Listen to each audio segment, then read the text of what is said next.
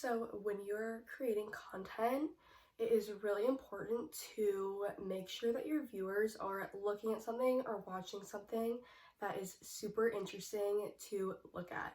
And so what I mean by this is your photo the best it can be? And so to get your photo on that level, you want to make sure that you know the difference between boring and creative shots. And that is exactly what I'm going to talk about in this video. So if you are looking to spice up your pictures or your video skills, then this is the perfect video for you. I'm going to talk about kind of the basic shots, which are the kind of boring ones and that are easy to do, and obviously you can still use them. And then more of the creative shots, which kind of spice up your Instagram and make the video or picture a lot more intriguing as well as a lot more interesting. So the reason that you don't want to use the same perspective for everything that you shoot is because this will become a habit of yours and you kind of won't get out of that box of creating different and new content.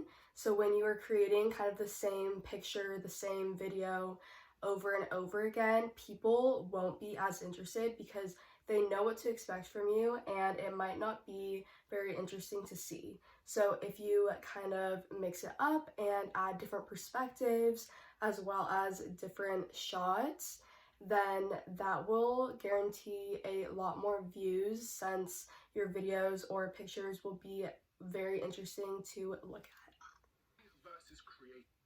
So a big part of this is definitely B-roll, and so if you don't know the difference between A-roll and B-roll, A-roll is me talking right now. This is me talking to the camera, but A-roll is very important for types of videos like this or just narratives and things like that. B-roll is very, very useful when it comes to other videos as well as videos like this, depending on what I'm doing.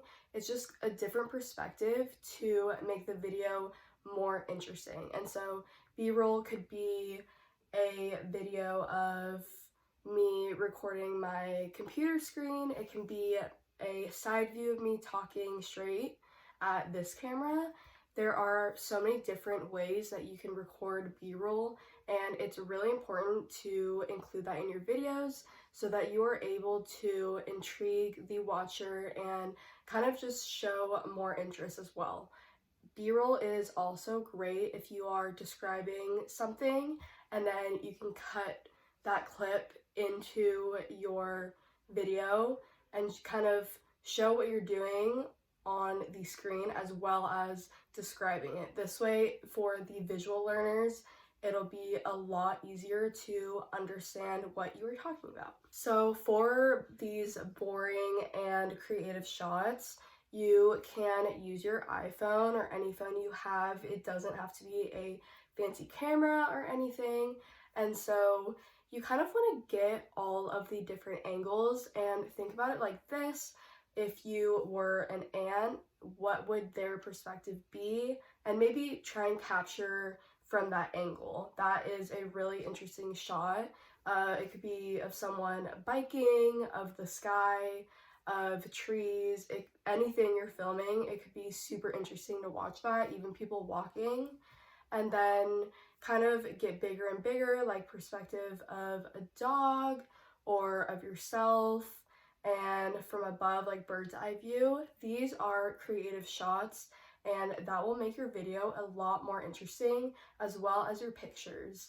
What's great about pictures or videos as well on the iPhone is you can actually take them in 0.5, and this is a bigger lens which can capture a lot more in the photo as well as kind of distorts it, but in a good way.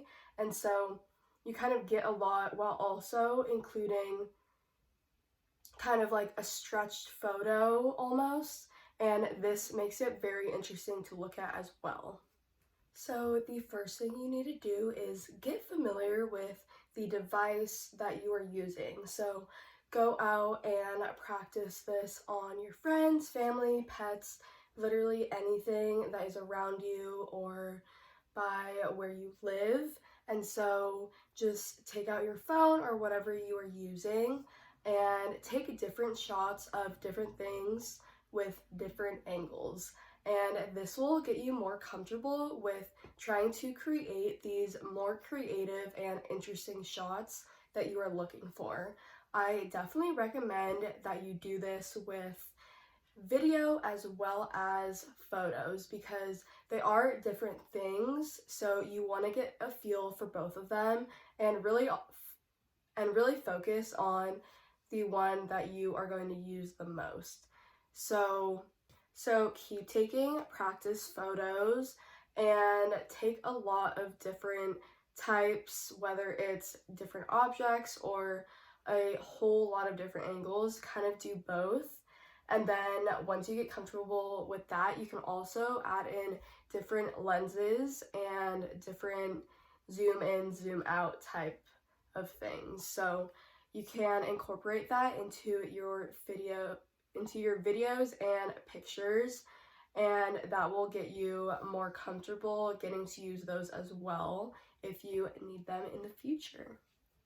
Practice definitely makes perfect, so you want to keep practicing and practicing until you are starting to almost create your own angles in your head.